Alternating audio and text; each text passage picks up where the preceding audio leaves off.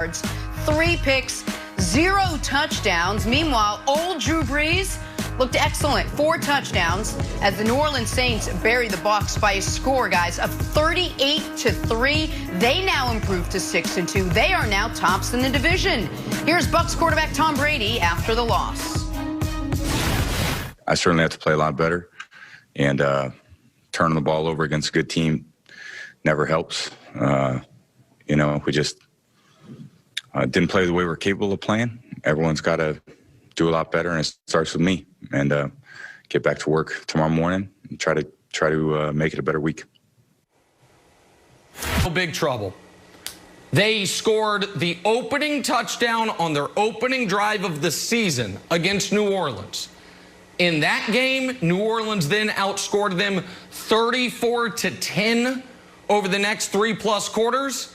And last night, it was 38-0.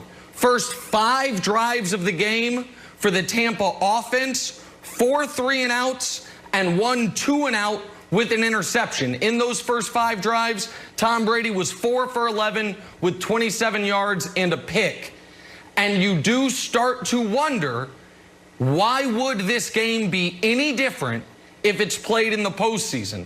And you also start to wonder, Wilds, can Tampa's offense sustain itself in the face of any pressure on the passer whatsoever?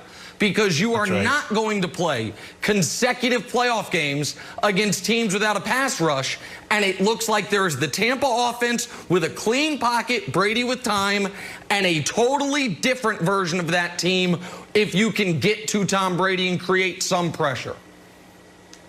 Yeah, well, we keep on talking about Tom Brady's weapons. We probably need to talk more about his shields, because we talked about it last week, Nick. We're like, hey, this offensive line has played 98% of their snaps together, way more than any team in the NFL. Surprise, surprise, Marpick goes down, and everyone's like, what's going on with this team? I'll tell you what's going on. If you pressure Tom Brady, they lose football games. And Brandon, I'm not an NFL coach, and I wouldn't stay up till 4 o'clock in the morning trying to scheme old play tapes from 1988, figure out how to beat the Bucs. I would just be like, hey, you got to sack Tom Brady. Okay, guys, let's go out to lunch. That's all there is to it. And he looked really bad, but he looked really normal. And I know it's like, everybody wants to make such a big deal about the weapons.